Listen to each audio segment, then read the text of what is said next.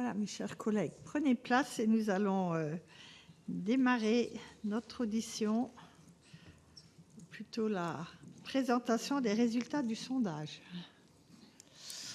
Voilà, mes chers collègues, après cette table ronde consacrée au réseau de périnatalité, nous terminons notre après-midi de travail avec une audition particulière puisque nous recevons Quentin, je ne suis pas sûre de bien prononcer, voilà, l'Evelyne, directeur conseil, et Lola Loyaté, analyste de données de l'Institut CSA, venu nous présenter une enquête d'opinion réalisée à la demande de la mission.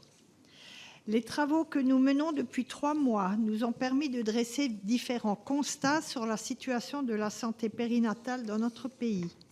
Je ne reviendrai pas dans le détail sur ces éléments, mais je tiens à rappeler une chose, le contexte de création de cette mission.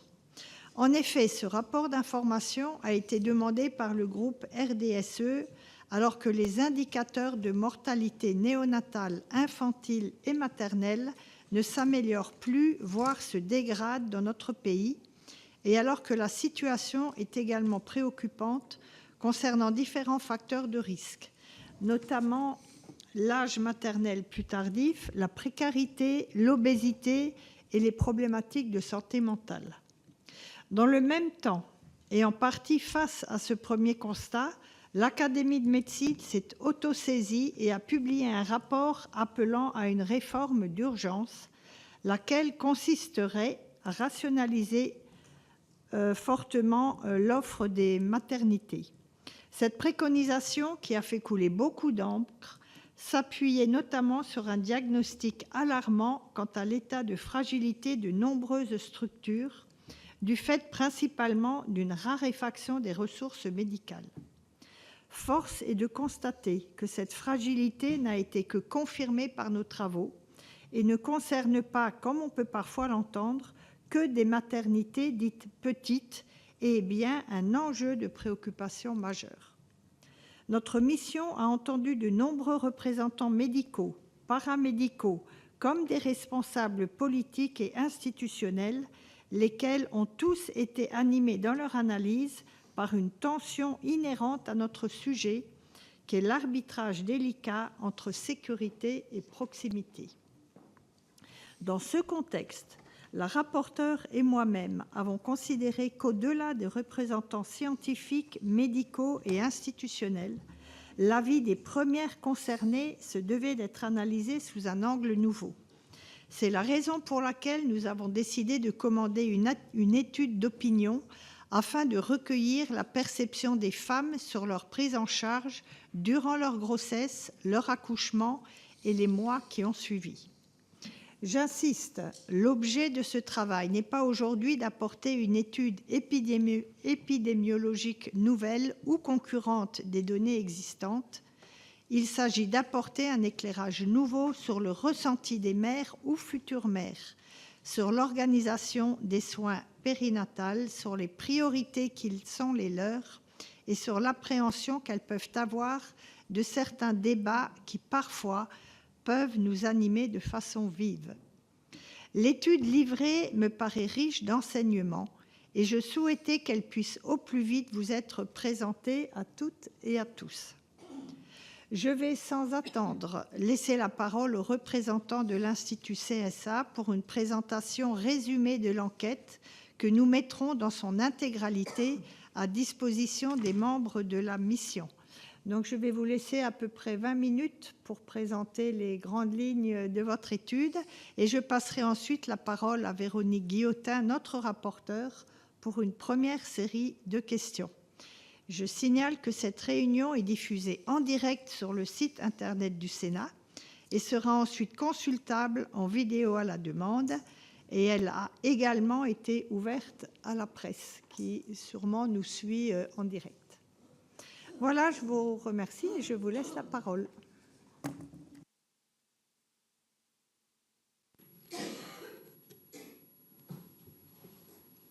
Je vous remercie. Donc effectivement, nous allons vous présenter les principaux enseignements de cette enquête que nous avons réalisée sur la santé périnatale. Alors avant d'entrer dans le vif du sujet, juste quelques mots rapides pour vous expliquer la manière dont on a procédé pour réaliser cette enquête. Donc c'est une enquête qui a été réalisée en ligne récemment, puisque c'était au mois de mai dernier, et nous avons interrogé au total plus de 1000 femmes, donc âgées entre 18 et 50 ans, la moyenne d'âge étant autour de 34 ans. Et au sein de cet échantillon, nous avons notre cœur de cible, qui étaient les femmes ayant accouché au cours des 2 dernières années, c'est-à-dire entre 2022 et 2024, au nombre de 676, mais aussi des femmes actuellement enceintes, au nombre de 84, et des femmes prévoyant de tomber enceintes d'ici la fin de l'année 2024, au nombre de 253. Alors, je précise d'emblée que nous sommes bien ici sur une enquête d'opinion. Il s'agit donc de données déclaratives. Et nous avons pu donner la parole à des femmes pour dresser justement un état des lieux de leur perception, de leur ressenti à l'égard finalement du suivi de leur grossesse, de l'accouchement, du suivi post-natal et aussi bien sûr par rapport à la problématique du choix du lieu d'accouchement. Alors pour rentrer dans le vif du sujet maintenant, on va d'abord s'intéresser aux réflexions autour du choix justement du lieu d'accouchement. Alors, quand on demande aux femmes quels sont finalement les critères déterminants, selon elles, pour le choix de leur lieu d'accouchement, eh bien, 2 éléments, vous le voyez, arrivent très clairement en tête ici et à égalité. C'est d'une part la proximité avec le domicile et d'autre part la qualité des soins. Vous le voyez, qui arrive à égalité à 54% de citations. Et en troisième lieu, vous avez tout ce qui va tourner autour de la notoriété, du prestige, en tout cas de la réputation de l'établissement, qui peut aussi agir comme un levier pour, en tout cas, décider du choix de son lieu d'accouchement. Alors, on vous a remis en perspective l'ensemble des critères qu'on mettait en concurrence dans cette question. Et vous voyez bien en tête, en hiérarchie, les 2 modalités que je vous ai indiquées. Ce qui est intéressant de regarder dans le détail, c'est les nuances, en tout cas les différences qu'on peut observer selon la catégorie de femmes interrogées. Parce que comme vous pouvez le voir, la proximité, elle est davantage citée en premier auprès des femmes ayant accouché au cours des 2 dernières années. Quant aux femmes enceintes ou ayant un projet de maternité d'ici la fin de l'année, eh bien, elles se montrent plus sensibles à la qualité des soins. Et auprès d'elles, effectivement, la qualité des soins arrive même en tête devant la proximité qui suit en seconde position. Alors, des femmes qui ont eu, pour une large majorité, vous le voyez, le choix de décider de leur lieu d'accouchement. 71%, pour 71% des femmes, c'est bien le cas. Mais vous le voyez, on a quand même près d'un tiers, 29%, qui n'ont pas pu avoir ce choix. Et vous le voyez, ça monte à 32% auprès des femmes ayant accouché au cours des 2 dernières années. Alors justement, si on zoome sur ce tiers de femmes qui n'ont pas pu décider directement, librement de leur choix de lieu d'accouchement, vous le voyez que finalement, ce qui est évoqué en première raison, c'est l'éloignement géographique. C'est vraiment la première raison et de loin qui arrive en tête, ici à 69%. Mais il est aussi intéressant de noter sur ces résultats que parmi les femmes ayant accouché au cours des 2 dernières années et qui n'ont pas eu le choix justement de leur lieu d'accouchement, eh bien, on en a quand même un cinquième, 21% d'entre elles, qui vont l'expliquer par des impératifs médicaux liés à leur grossesse.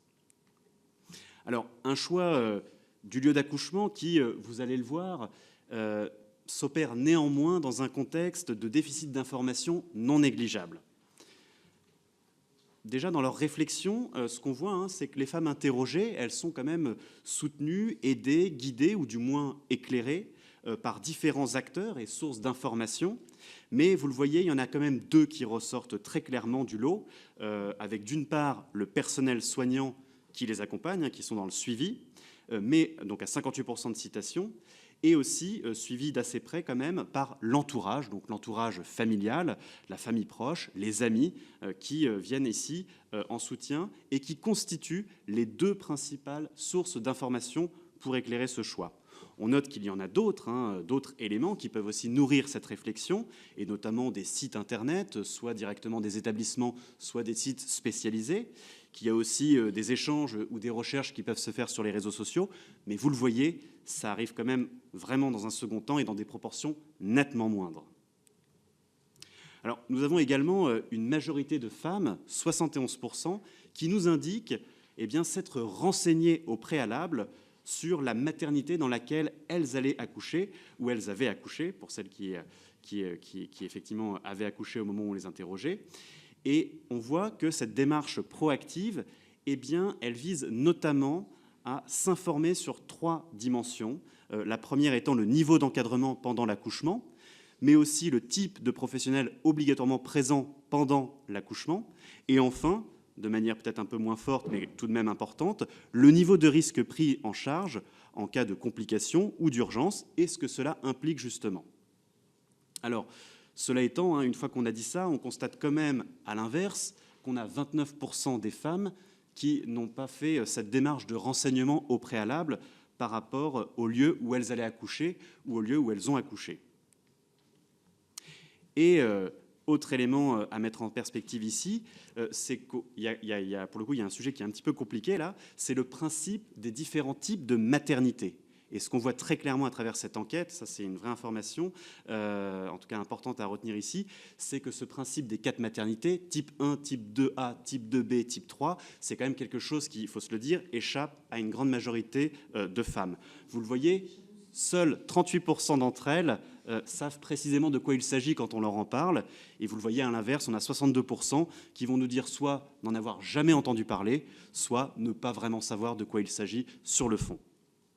Et vous le voyez d'ailleurs, quelle que soit la situation de la femme interrogée, on reste dans des proportions majoritairement qui indiquent effectivement cette méconnaissance. Alors on a creusé un petit peu parce que du coup on s'est intéressé notamment à la maternité de type 1 et à ses caractéristiques qui la singularisent par rapport aux autres types de maternité. Et ce qu'on voit, c'est que finalement ce qui les distingue, c'est assez peu connu aussi, puisque moins d'une femme sur 2 sait qu'effectivement, dans une maternité de type 1, il n'y a pas de service de néonatologie. Et de la même manière qu'il n'y a pas de service de réanimation ou soins intensifs néonatal. Alors, on voit que ça augmente, en tout cas que les femmes sont davantage éclairées parmi celles allant ou souhaitant y accoucher dans ces maternités de type 1 ou celles qui l'ont effectivement fait. Mais vous voyez, ça ne monte qu'à peu près 60%. Donc même pour celles qui ont fait le choix d'une maternité de type 1, en conscience, ce n'est pas forcément su qu'il y a effectivement ces caractéristiques qui les singularisent des autres types de maternités. Alors, une fois qu'on a posé ce constat, dans l'enquête, en tout cas dans l'enquête elle-même, on a fait une remise à niveau pour leur expliquer concrètement à quoi correspondaient les différents types de maternité, pour une remise à niveau globale de l'ensemble des personnes qu'on interrogeait. Et à l'issue de cette remise à niveau, on leur a demandé, là, spécifiquement pour les femmes qui avaient effectivement accouché entre 2022 et 2024, dans quel type de maternité elles avaient accouché. Et là, ce qui est quand même très intéressant de souligner ici, c'est qu'on en a quand même près d'un quart qui n'est pas capable de répondre à cette question, qui ne sait pas effectivement dans quel type de maternité elle a accouché. Alors maintenant, on va voir la question de l'arbitrage entre la sécurité et la proximité. Et comme vous l'avez rappelé, Madame la Présidente, c'est un arbitrage délicat et on le voit d'autant plus à travers les résultats de cette enquête quand on pose la question directement aux femmes concernées. Alors effectivement, on a demandé aux femmes interrogées de se positionner sur un choix qu'on leur soumettait et qui concernait justement la décision du choix du lieu de maternité et qui mettait en concurrence le principe de proximité d'une part avec celui de la garantie de sécurité d'autre part. Et dans l'idéal, ce qu'on voit, c'est qu'une maternité plus sécurisée, même si elle s'avère plus éloignée que d'autres types de maternité, elle est privilégiée par une majorité de femmes à 56%. Vous voyez, 56% des femmes préféreraient accoucher dans une maternité de type 2A, 2B ou 3, plus en capacité donc de prendre en charge des grossesses à risque, mais avec la contrepartie que ça soit à plus de 30 minutes de trajet. À l'inverse, vous avez 44% des femmes qui, elles, dans l'idéal, préféreraient accoucher à proximité de leur domicile, c'est-à-dire avec un trajet qui serait de moins de 30 minutes dans une maternité de type 1. Et vous le voyez, au final, on a quand même des avis qui sont assez partagés sur cette question. Ce n'est pas complètement tranché, loin de là, même si c'est vrai, dans le détail, la question de la sécurité prime par rapport à la proximité pour une courte majorité de femmes ici. Alors on leur a demandé aussi jusqu'où elles pouvaient aller, en tout cas sur la durée, la distance qui pouvait les éloigner en trajet de la maternité. Et ce qu'on voit, c'est qu'elles seraient prêtes à faire jusqu'à 40 minutes de trajet en moyenne pour se rendre sur leur lieu de leur accouchement. Alors c'est intéressant de mettre ça au regard de la réalité vécue, puisque en fait, on leur a aussi posé la question. Et en moyenne, sur l'ensemble de l'échantillon parmi les concernés, eh bien, on tourne autour de 24-25 minutes. Donc là, autrement dit, ça veut dire qu'elles seraient prêtes à faire un effort qui permettrait d'aller à un quart d'heure de plus que ce qu'elles vivent actuellement, ou que ce qu'elles connaissent actuellement par rapport à la distance qui les sépare en temps de trajet de la maternité.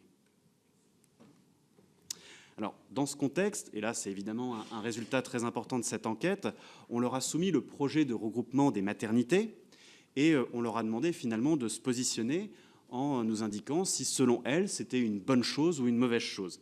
Alors peut-être un petit rappel quand même de ce qui a été soumis.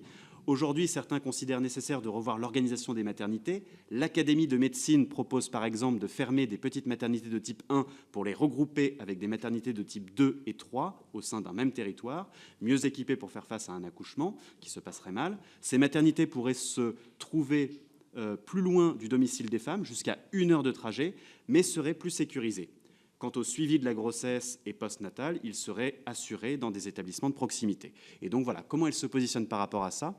Et vous le voyez, eh bien, ce projet de regroupement des maternités, il est plutôt bien accueilli par les femmes, puisque pour 67% d'entre elles, c'est une bonne chose, et même pour 26% d'entre elles, c'est une très bonne chose. Et vous le voyez que quelle que soit la catégorie de femmes interrogées, qu'elles aient accouché dans les 2 ans, qu'elles soient enceintes ou qu'elles soient en projet de maternité d'ici la fin de l'année, eh bien on a une majorité qui nous indique que c'est une bonne chose selon elles. Alors maintenant, on va s'intéresser à la perception du suivi pendant la grossesse et de voir comment elles l'ont vécu, comment elles s'expriment sur ce sujet. Ce qu'on voit, c'est que la prise en charge pendant la grossesse, elle est jugée de manière très majoritaire, satisfaisante, en tout cas par une très grande majorité des femmes interrogées, que ce soit les femmes ayant accouché ou les femmes actuellement enceintes. Et vous voyez que même dans le détail, près d'1 sur 2, voire plus d'1 sur 2, selon la situation, se dit même, en tout cas explique que ce suivi était même très satisfaisant pour elles. Alors on va nous parler du suivi obligatoire du 7e mois, du rendez-vous avec l'anesthésiste, des informations fournies sur le déroulé de la grossesse, sur l'accouchement, etc., sur la place accordée aussi aux coparents. Et c'est une satisfaction qui est largement majoritaire. Maintenant, on va s'intéresser au ressenti à l'égard de l'événement lui-même, donc de l'accouchement. Et vous allez le voir, ce ressenti, il est quand même très positif au final, même si dans le détail, quand on creuse un petit peu ces résultats, on note qu'il y a des regrets qui s'expriment, pour une part non négligeable de femmes, sur cet événement qui peut marquer et qui peut aussi occasionner une dégradation de la santé mentale. Alors l'accouchement, vous le voyez, il se passe bien dans la très très grande majorité des cas, c'est plutôt une bonne nouvelle, mais vous voyez, pour 88% des femmes interrogées, eh bien cela s'est bien passé, donc 47%, près d'1 sur 2 qui va nous dire même que ça s'est très bien passé. Pour autant, on va voir que, et justement pour expliquer tout ça, eh bien, elles vont mettre en avant, en tout cas pour qualifier ce point positif, la bonne prise en charge, la qualité de l'accompagnement, avec un personnel jugé à l'écoute, jugé compétent. En tout cas, c'est ce qui ressortait des questions ouvertes à ce titre. Et elles vont également mettre en avant la bonne gestion de la douleur. Ça, c'est un point important qui ressortait. Et le fait que l'accouchement soit n'ait pas été trop long, soit en tout cas ait pu se faire de manière naturelle quand c'était le cas, ou alors sans trop de difficultés, et quand difficulté il y a eu, qu'elles aient pu être surmontées. Parce qu'effectivement, des accouchements qui se passent bien selon une très grande majorité, ou on pourrait dire qui se terminent bien pour certains, mais qui ne doit pas faire oublier une chose, c'est qu'il y a quand même un certain nombre de problèmes et de complications qui sont vécus. Et vous le voyez, 30% des femmes le disent ici, en tout cas déclarent avoir rencontré des difficultés ou des problèmes dans leur accouchement. Et alors de quoi ils vont nous parler? De quoi elles vont nous parler? Eh bien de problèmes notamment liés à des situations d'urgence, donc des césariennes d'urgence, des césariennes sous anesthésie générale, mais aussi des problématiques avec des hémorragies, des accouchements qui ont dû être déclenchés, des problèmes en lien avec la péridurale. Mais voilà, c'est toujours autour de ces éléments-là que se concentrent effectivement les difficultés, et bien moins sur des histoires de personnel ou de prise en charge. Sur les problèmes qu'elles ont pu rencontrer, si on se focalise sur ces 30%, on voit qu'ils concernent aussi bien finalement la mère que l'enfant, dans des proportions assez similaires. Et les regrets, on en parlait, des regrets qui concernent quand même près d'un quart des femmes qui ont accouché entre 2022 et 2024, puisque ça monte à 28% ici.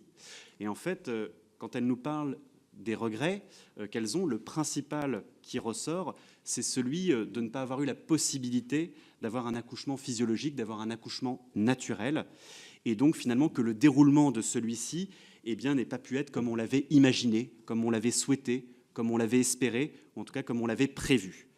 Certaines vont aussi évoquer une préparation qu'elles auraient peut-être fait différemment, et certaines d'ailleurs sont en demande de davantage de prévention ou de sensibilisation sur tout ce qui va concerner les imprévus et les potentielles difficultés, même si on sait que ça peut être compliqué parce qu'elles-mêmes en ont conscience, ça peut créer de l'anxiété aussi en amont, donc c'est un sujet qui est très délicat et elles en ont bien conscience. Et aussi, alors de manière peut-être un peu moins importante, mais c'est quand même ressorti, des regrets dans le sens où, au moment de l'accouchement, à certains moments clés de leur accouchement, en tout cas c'est comme ça qu'elles le ressentent, eh bien elles ont senti que la disponibilité des soignants n'était pas toujours au rendez-vous, en tout cas à des moments clés, quand bien même ils étaient compétents et que la qualité de tout ça était au beau fixe. Il y a eu des moments qui ont pu les peiner ou en tout cas susciter ce type de regrets. Enfin, quatrième partie, on va s'intéresser maintenant au suivi postnatal, à la fois à la maternité, puis au domicile. On va voir que c'est un suivi qui ne pose pas de difficultés particulières auprès des femmes qu'on a interrogées, en tout cas a priori, mais qui se fait quand même sur un fond de dégradation de la santé mentale pour certaines femmes. Alors, en ce qui concerne la durée du séjour à la maternité, comme vous pouvez le voir, c'est un sujet qui ne pose pas de difficulté. Pour 60% des femmes interrogées, c'était bien. En tout cas, c'est bien jugé. Et pour celles qui sont un petit peu critiques à cet égard, vous voyez que c'est davantage pour dire que ce séjour était trop long plutôt que l'inverse.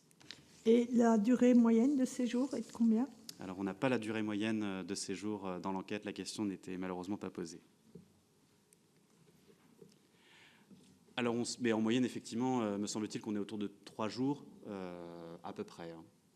Et là, je parle sous votre contrôle.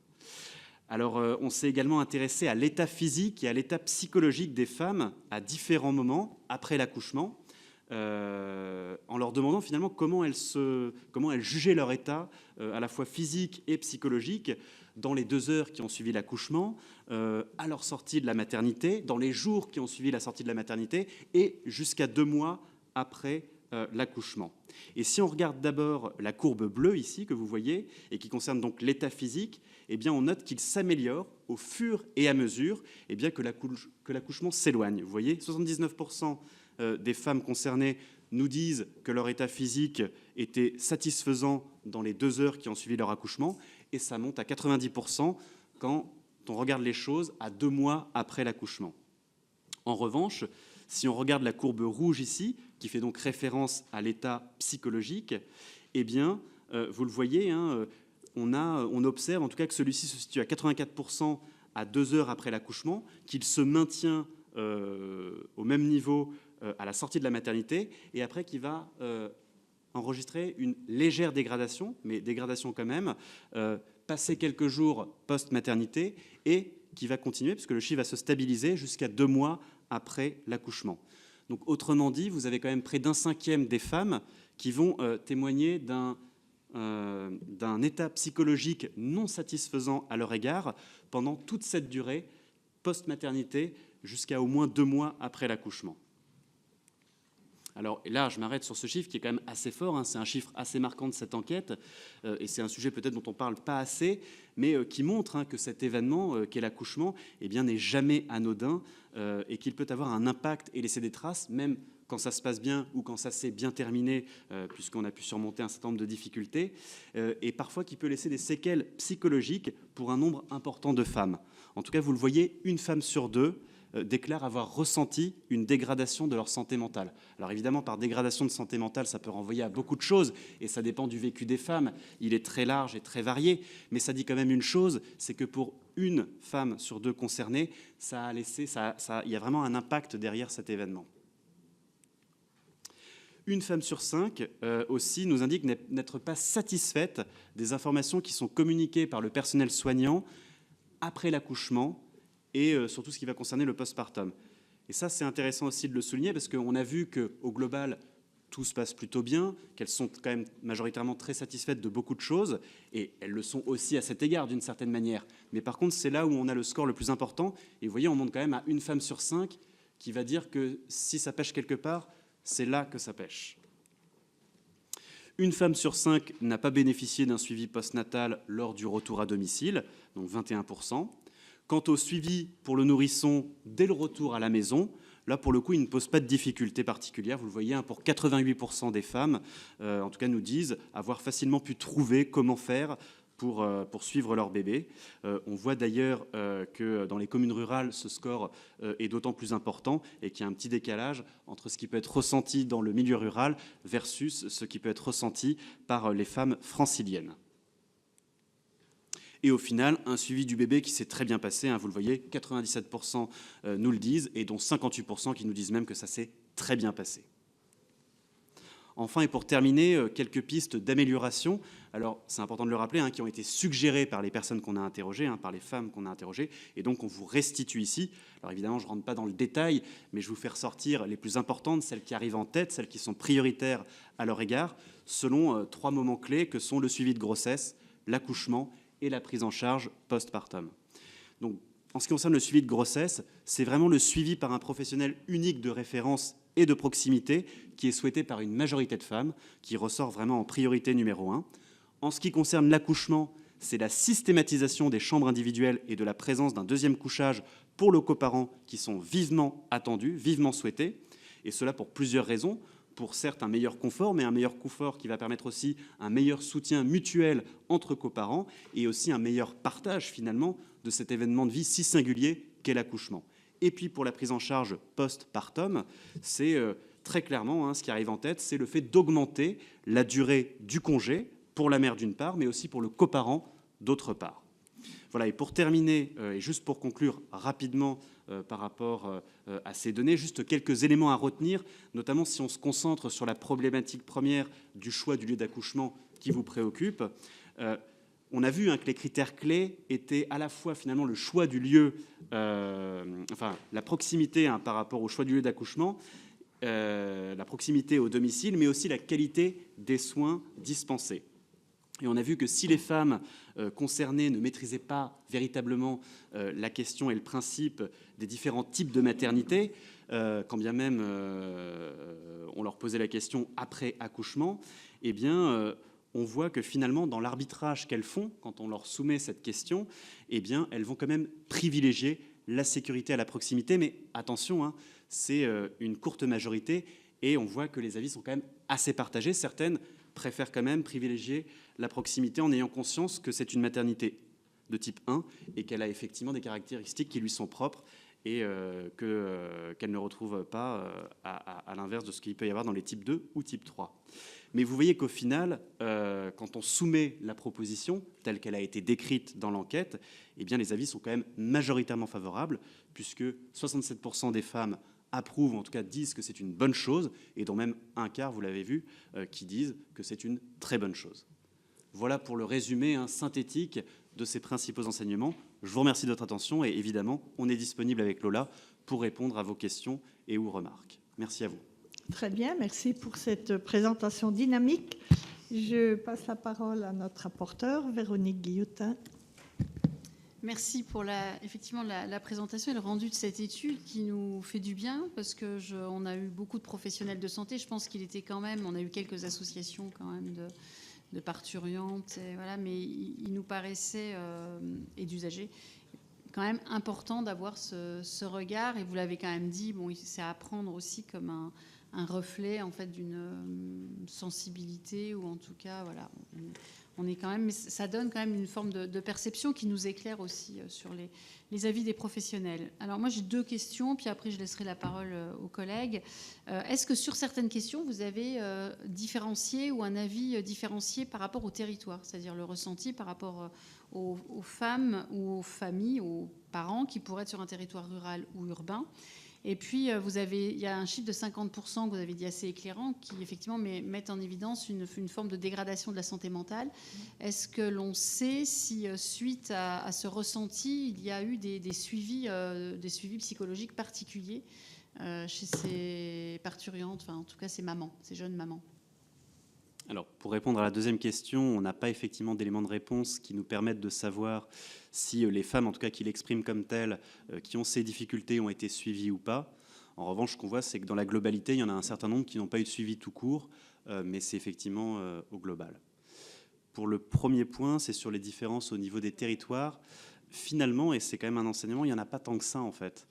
Souvent, on est très proche de la moyenne. Il peut y avoir des petites nuances, bien sûr, mais globalement, peut-être que les différences les plus notables sont sur le choix finalement du lieu d'accouchement, où effectivement, il y a des distances qui sont plus longues de fait dans les communes rurales. Ce sont aussi des endroits où parfois on peut aussi, parce que plus loin de fait de la première maternité, on va accepter aussi d'aller d'autant plus loin si nécessaire, notamment à travers l'arbitrage qu'on proposait. Et c'est pour ça que parfois la moyenne peut même parfois, en tout cas un petit peu évoluer à ce titre. Mes chers collègues, je crois Annie Le Houerou a une question.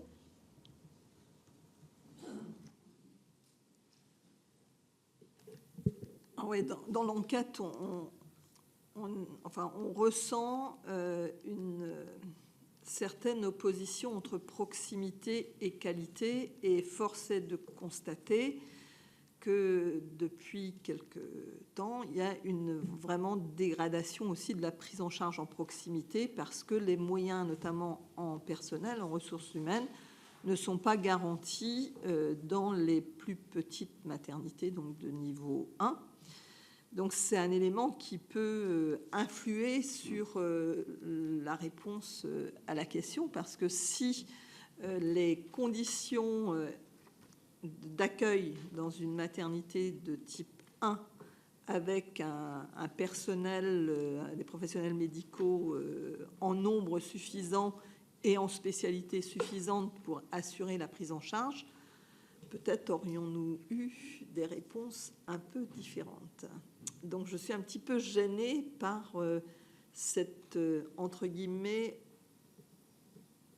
alors je le ressens dans votre présentation, opposition, proximité, sécurité. Sachant qu'on mettait en condition, c'est-à-dire que proximité avec l'avantage, proximité ou plus de proximité, mais avec la condition qu'on est sur une maternité de type 1 et qu'on l'accepte. Et effectivement, de l'autre côté, sécurité garantie par type 2 ou type 3, mais en acceptant la contrepartie que cela puisse effectivement allonger la durée du trajet. En tout cas, c'est bien comme ça qu'il faut comprendre l'arbitrage qui leur a été demandé.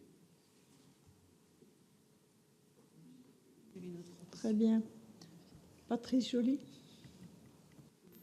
Merci, Président. Merci pour cette présentation. Bon, je note, mais ça, vous l'avez relevé, mais je insiste là-dessus, c'est que l'éloignement géographique est la première raison pour laquelle on ne choisit pas son lieu d'accouchement. C'est important, on va le noter. S'agissant, je n'ai pas tout à fait compris pourquoi vous releviez que les femmes seraient prêtes à faire jusqu'à 40 minutes de trajet en moyenne pour se rendre sur le lieu de leur accouchement. Parce que je vois moins de 15 minutes, 2%, 15 à 30 minutes, 42%, 31 à 45 minutes, 21%. Qu'est-ce qui vous conduit à parler d'évoquer les 40 minutes? En fait, la question est posée ouvertement, c'est-à-dire qu'on récolte la donnée numérique qui nous est donnée, et après on fait des classifications selon des tranches et des regroupements, et ça nous permet d'avoir la durée moyenne. Donc c'est une donnée supplémentaire à ce qui est présenté là dans le tableau? En fait, vous avez le tableau avec les différentes tranches, et après vous avez la possibilité d'avoir la durée moyenne qui est donc à 40 minutes. D'accord, c'est-à-dire comment vous faites une moyenne de toutes les réponses? Exactement, tout à fait. Tout simplement? Tout simplement. D'accord. Alors ça pose aussi la question du maillage, de l'organisation des réseaux, et la question également de l'éloignement. Enfin, c'est-à-dire on raisonne uniquement, mais ça c'est plutôt un échange avec les collègues d'ailleurs, c'est pas par rapport à votre enquête, sur le fait que dès lors qu'il y aurait une maternité de niveau 1 et qu'il serait aujourd'hui conseillé on la supprimerait, mais on peut aussi la faire monter en gamme de manière à faire en sorte que le maillage conduise à ce qu'on n'en ait pas un éloignement trop long, et parfois qui peut être de l'ordre d'une heure et quart, voire plus. Cette question-là, quand même, la réponse que vous faites ne nous guide pas sur la question du maillage des maternités et des maternités au regard de leur degré de qualité, en quelque sorte, de service. Il faut qu'on ait quand même ça en tête. Et alors, sur la page suivante, dans ce contexte, le projet de regroupement des maternités, les projets de regroupement de maternités sont plutôt vus d'un bon oeil par les femmes. Il me semble que là, et ce que disait la collègue tout à l'heure, il aurait été intéressant de distinguer les personnes interrogées, c'est-à-dire les femmes qui vivent en milieu rural et celles qui vivent en milieu urbain. je ne suis pas sûr qu'on aurait eu tout à fait la même réponse. Je ne sais pas si vous l'avez fait, mais pour le coup, on voit un projet de regroupement. Bien sûr, si on dit à des gens qui ne sont pas concernés, on va regrouper, ça sera de meilleure qualité, ça gêne personne quand on n'est pas concerné de faire 40 minutes. Mais sauf qu'on n'est pas concerné. Donc on peut se dire, effectivement, il vaut mieux la qualité que la proximité. Vous voyez ce que je veux dire? Je pense qu'il y a un peu un biais là par rapport à la réponse en interrogeant tous ceux, y compris, ou plutôt toutes celles, qui ne sont pas concernés. Y compris celles qui ne sont pas concernées, je veux dire. Alors, est-ce que j'ai bien compris? En tout cas, pour répondre à votre question, si je peux me permettre, hein, sur ce 67%, il est effectivement majoritaire, et quelle que soit la catégorie de la population au sein des différentes publics femmes que nous avons interrogées. Hein. Donc, quelle que soit la CSP, hein, qu'on soit CSP+, non, mais CSP-, territorialement, la localisation. Territorialement, oui. Et j'en viens effectivement, c'est majoritaire, quelle que soit la catégorie d'agglomération. Donc, si on s'intéresse par oui. exemple aux communes rurales, vous êtes à 60% de bonnes choses. Donc, vous êtes effectivement 7 points, et c'est peut-être important de le souligner quand même, par rapport à la moyenne, mais vous restez nettement majoritaire sur cette question. Et en fait, quelle que soit finalement la catégorie effectivement d'agglomération, vous avez cette majorité qui s'exprime, mais c'est vrai, plus forte dans les grandes agglomérations de plus de 100 000 habitants, puisqu'on monte à 70%, donc plus 3 points par rapport à la moyenne, et dans l'agglomération parisienne, où on atteint le pic à 71%. Et j'avais également un point sur les ressentis à l'égard de l'accouchement. Et j'étais sur les problèmes durant l'accouchement qui concernent près d'un tiers des femmes, c'est ça, donc 30%. Mais je note que on a sur les ayant accouché dans une maternité de type 1, on est à 32%, 34% dans le type 2 et 35% dans le type 3. Ça veut dire qu'il vaut mieux accoucher dans une maternité de type 1. C'est un peu... Alors, d'un point de vue sondage, ça veut surtout dire que finalement, quel que soit le type de maternité, on retrouve dans les mêmes proportions non, quasiment. Mais avec quand même, a priori, moins de soucis en type 1, ce qui est enfin voilà, c'est un peu un paradoxe qui est amusant, non? Je n'ai pas bien compris. D'un point de vue sondage et statistique, c'est ça veut dire que justement, en fait, l'enseignement qu'il faut en tirer, c'est que quel que soit le type de maternité, on a à peu près le même niveau de femmes qui déclarent avoir eu justement un problème lors de son accouchement. Ce qui fait ceci. Et puis je vois concerne la page suivante, c'est problème vous concernant. On a 54% en type 2, 36% en type 1 et 28% en type 3. Bon.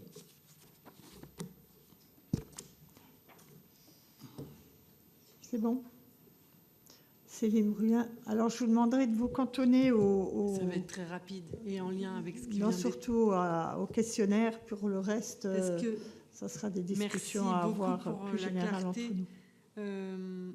Est-ce qu'il n'y a pas, je le dis avec mes mots, est-ce qu'il n'y a pas une contradiction de la part des femmes qui ont répondu, que je ne juge évidemment pas, entre effectivement ces 44-56 qu'on évoque de partage entre proximité et type 2 et 3, enfin 2 et 3, et effectivement le fait que vous venez de le dire très clairement, quel que soit le type de maternité, il y a à peu près le même niveau de ressenti d'un problème au cours de l'accouchement. C'est-à-dire que quand on pose le choix théorique, on voit ce partage que vous avez très bien expliqué. Quand on fait appel au vécu, finalement, dans tous les types de maternité, ça se ressemble à peu près. Et pareil pour les regrets, ce qui concerne les regrets, où on est à peu près aussi dans les mêmes jauges, quel que soit le type de maternité. Donc, est-ce qu'il n'y a pas une contradiction entre cette réponse un peu à une question théorique, le choix entre ça, et le vécu, et étant entendu, et vous l'avez très bien dit aussi, que en gros, les femmes et les gens, globalement, ne font absolument pas la différence entre les différents types de maternité, parce que je crois que c'est quand même ça le fond. Merci. En tout cas, ce que ça dit, et effectivement, vous avez raison, il y a le vécu d'une part, l'expérience finalement, et qui nous montre que quel que soit le type de maternité, eh bien, les problématiques, des difficultés ou des regrets peuvent être ressentis dans des proportions extrêmement similaires. En revanche, il y a beaucoup de psychologie là-dedans, parce que quand on les met en situation et on parle quand même de deux notions différentes, à la fois de proximité de temps de trajet et de sécurité, et c'est bien ces deux éléments qui sont reliés avec à chaque fois ses avantages et ses limites ou inconvénients potentiels. Effectivement, c'est très partagé, ce qui montre qu'il y a quand même une tension très forte entre le choix vraiment d'être au plus près de chez soi versus penser à l'imprévu, à des difficultés, notamment quand on n'est pas du tout dans une grossesse à risque, par exemple, mais qui peut le devenir le jour J. Et ça, c'est compliqué à prévoir. Et le principe de sécurité, mais qui est clairement de l'ordre de la psychologie. C'est-à-dire qu'effectivement, on a une courte majorité qui va davantage vouloir se rassurer, finalement. Mais au regard de l'expérience, on voit que finalement, en tout cas, dans le vécu, il n'y a pas forcément de grandes différences. Donc ce n'est pas forcément une contradiction, mais c'est deux manières d'aborder le sujet. Et il ne faut pas oublier qu'il y a une grande phase de psychologie, avec d'ailleurs des grossesses qui se passent extrêmement bien, d'autres qui finalement dérapent un peu, et pas forcément parce qu'elle a été à risque, mais parce qu'il y a eu un suivi qui a pu être un peu anxiogène à un moment donné, et qui se fait se poser plein de questions auxquelles en fait on ne se serait jamais posé si on n'avait pas eu certains types d'échanges. Donc voilà, il y a effectivement beaucoup de psychologie à prendre en compte aussi dans cette réponse, en tout cas selon moi. Peut-être juste la dernière question sur les regrets. En fait, on a abordé ce sujet-là sur la visite de la maison de naissance à Nancy, où effectivement, et ça rejoint ce que vous disiez, en fait, c'est le décalage souvent entre, j'allais dire, l'imaginaire, de la manière dont ça doit se passer. Par exemple, on veut un accouchement dit physiologique, que ce soit à domicile accompagné ou en maison de maternité. Et puis, il se passe quelque chose, on prend le brancard et en gros, on va à la maternité. Et en fait, elle toute disait que la Fédération des accouchements accompagnés à domicile disait qu'en fait, elle préparait les femmes justement à expliquer qu'à chaque étape, il pouvait y avoir une situation qui pouvait rompre un peu cet imaginaire et cet accouchement idyllique. Donc je pense que c'est probablement, à mon avis, en tout cas, ça rejoint complètement ce qui nous avait été dit.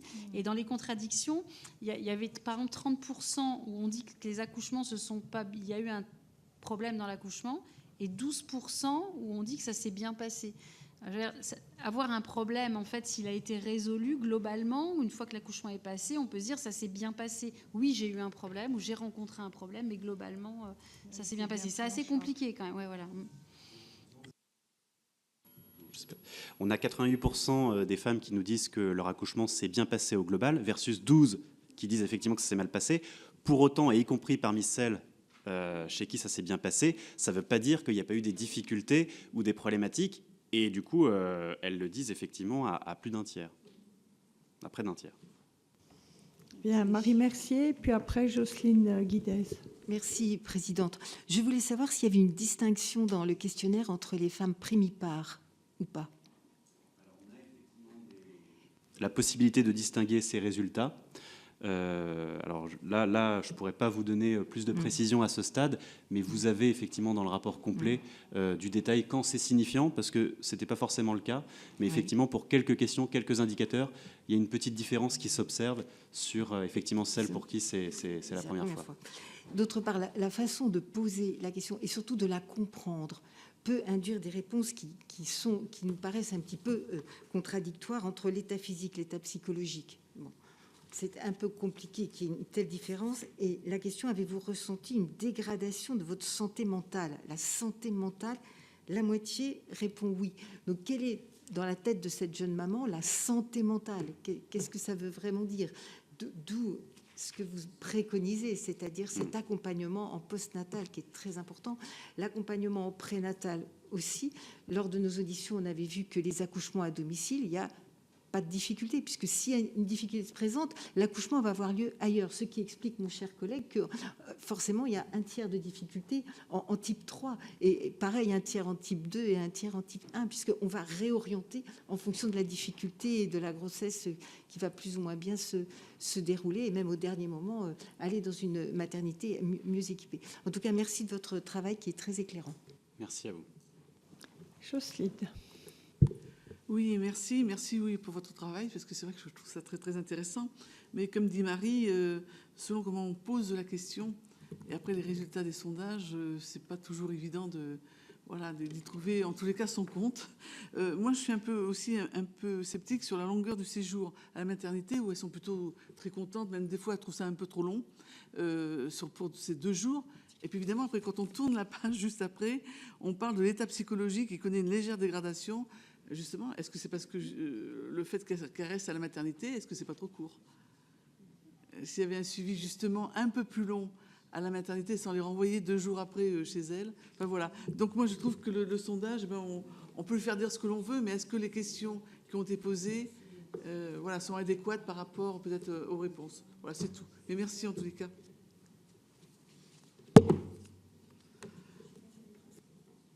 Il y avait peut-être des questions non, peut-être complémentaires pour éclairer sur la sortie. Il n'y avait pas des questions où on demandait si l'état de santé... Est-ce qu'elle se sentait apte ou pas à sortir? Mais je crois qu'il y avait une question. Oui. Parce que là, on a un petit résumé. Qui était largement le rapport majoritaire, en fait, positivement. Absolument. Quand on leur demande, en fait, à la sortie de la maternité, si elles se sentaient aptes à sortir, hein, et c'est d'ailleurs une question qui permettait de compléter le fait de se dire que la durée était tout à fait correcte, pas suffisante ou trop importante, eh bien, on voit qu'elles sont 90% à nous dire qu'elles se sentaient aptes à sortir, et même 53% qui le disent avec d'autant plus de vigueur, oui, tout à fait aptes. Donc vous avez 10% qui considèrent l'inverse.